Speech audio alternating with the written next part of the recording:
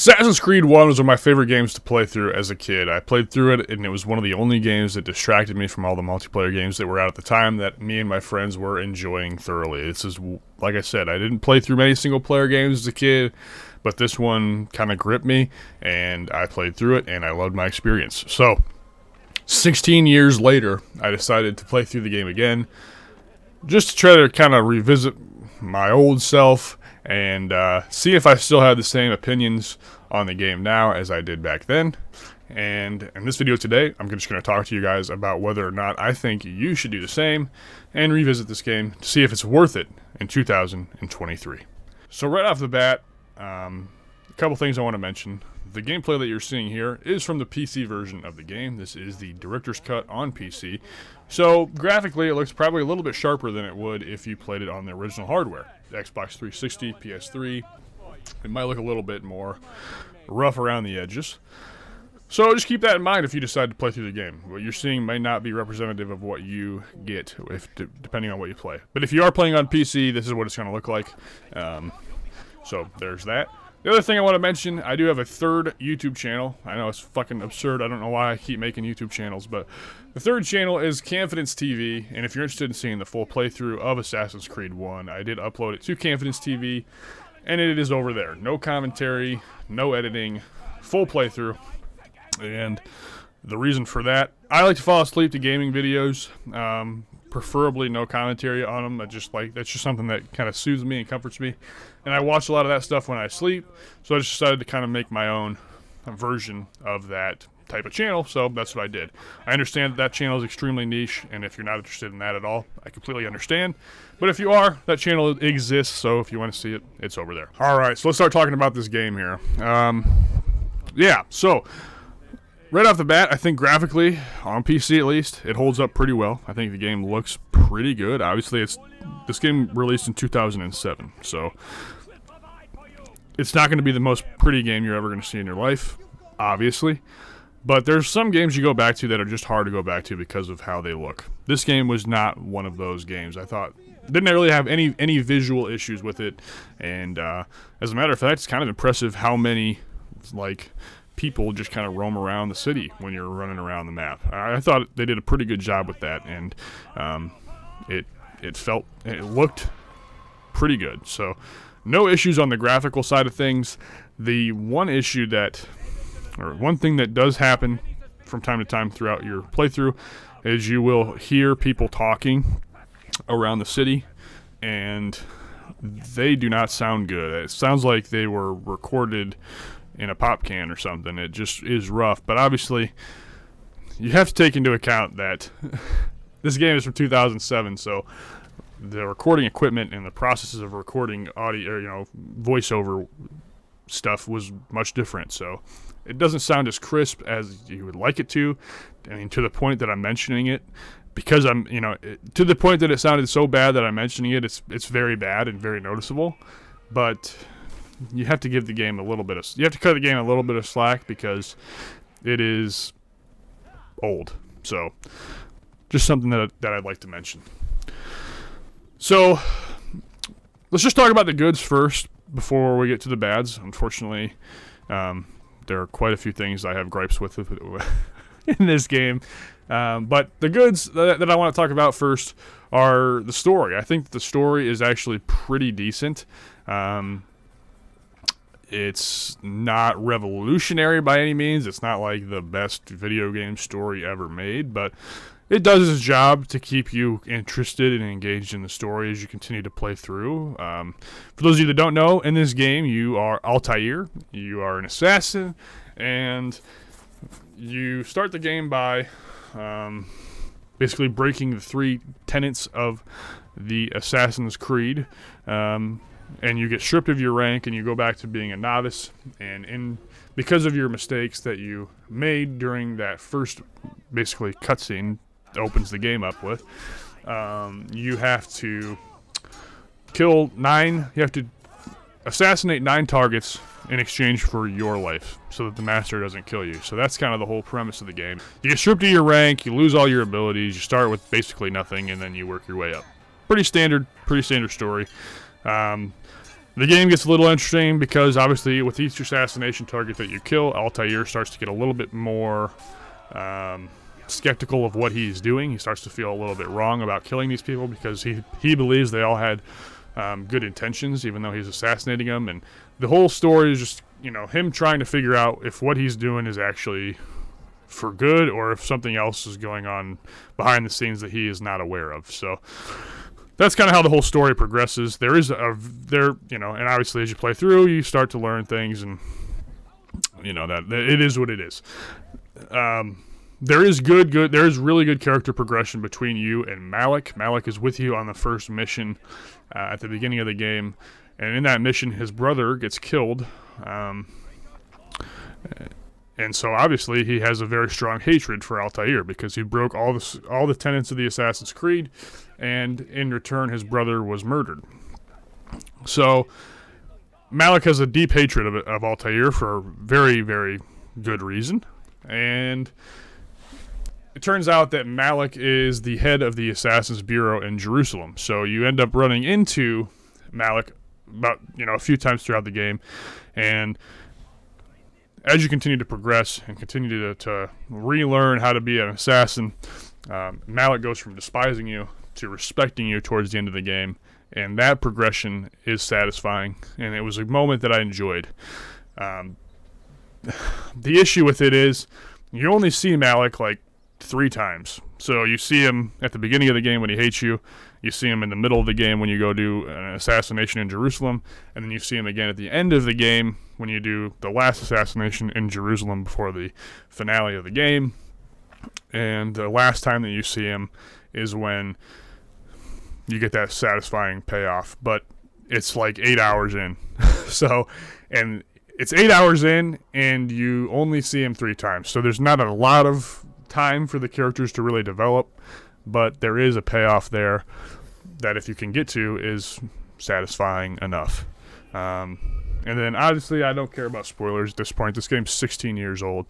At the end of the game, you find out that the master of the assassins, your mentor essentially, was doing all of these killings for personal gain to make him like the overarching ruler, and you end up having to kill him at the end of the game. And the final boss fight is kind of okay. It's not super special by any means. But again, the story is satisfying enough to keep you engaged. At least it was for me. And that's decent. That is kind of about all I have good to say about the game, unfortunately. So that's going to kind of determine where this video is going to go from here forward, unfortunately. So, yeah, the gameplay loop in this game is not good. It's really, really hard to play through now in this day and age. One of the major critical problems this game had, and critics' eyes, was the repetition in the game. And when I was younger, I didn't notice it that much. But playing through it now, I can't believe I didn't notice it when I was younger. This has to be the most repetitive game ever created in the history of gaming. It is just so repetitive. Everything about the game is repetitive. So here's how the gameplay loop works. You get an assassination target from the master guy. I can't think of his name. These names are so hard to remember. So get off of me about it, okay? They're really hard, like foreign names that they don't stick in my head. So you get an assassination target. You go to the city the assassination target needs to take place in. Once you get to the city, you climb viewpoints. You synchronize your map.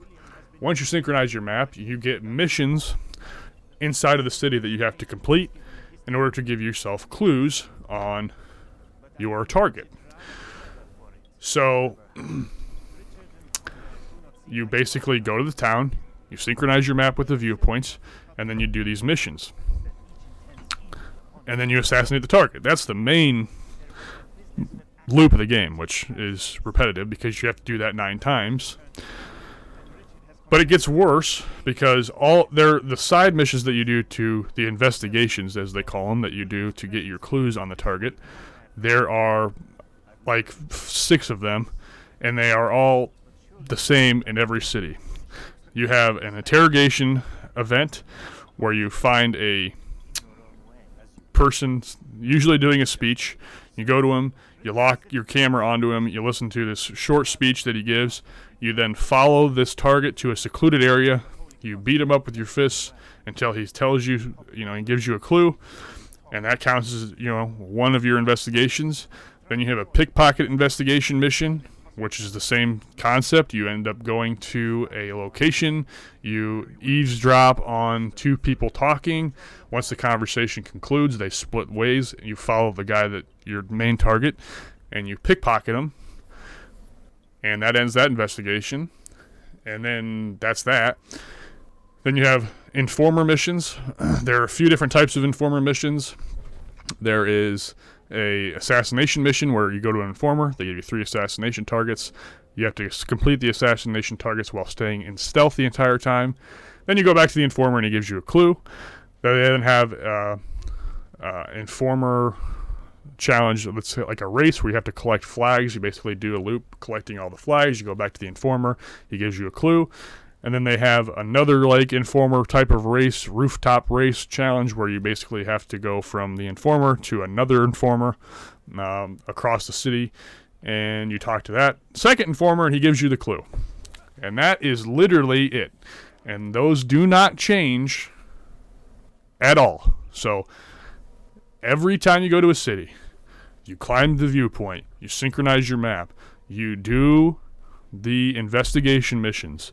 You then go to the bureau, the assassinations bureau, or you go to the assassins bureau.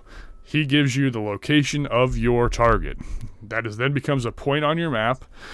You go to the assassination target, you assassinate the target, you go back to the master and repeat the cycle 9 times. So it is incredibly, incredibly, incredibly repetitive. That being said, it is very difficult it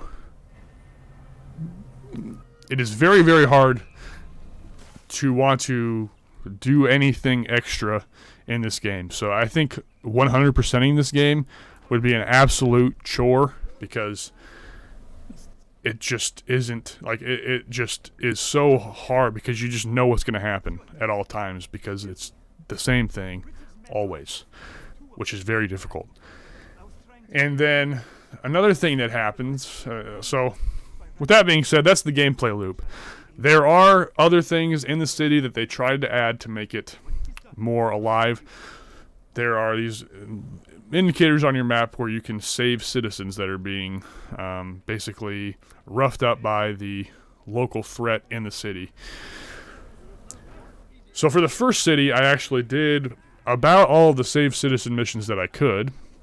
And basically, there's 4 enemies roughing up a person. You kill the 4 enemies, you talk to the citizen, and what that does in return is it gives you a group of vigilantes, a bunch of big guys that if you're being chased by a bunch of goons or whatever, the vigilantes will step in if you run by them and kind of hold the guy's back, so that way you can get away. Or it'll spawn a group of scholars, which are the hooded people in this game, which are just basically like a mobile hiding spot. So that's the 2 rewards you get for saving citizens. And that is it. There's nothing else that happens. And there's about 3 dialogue options that the citizens have that they will, when they thank you, there's literally only 3 things they will say. So once I learned that, I completely abandoned saving citizens from that point on, and just focused on doing the bare minimum that I could to get the assassination target, so that way I could just get done with the game as quickly as possible. So unfortunately, I kind of wish I didn't play through this game again, because I had this game, I had high praise for this game from when I played it as a kid, because I knew that I loved it then. But since I played through the game, I have had my opinion changed on it quite a bit, and it's definitely swayed more in the negative. I think that this is a very difficult game to play through, and the current gaming, environment. It's just a hard game to stomach. And not only is it hard from the gameplay loop perspective, but one of the things that made this game super, super great is just the mobility. The parkour in this game was really unique at the time. I can't think of another game that did parkour as well as this, climbing towers, jumping from rooftop to rooftop, and all that stuff. And I think, honestly, that flashiness is kind of what kept me around when I was a kid.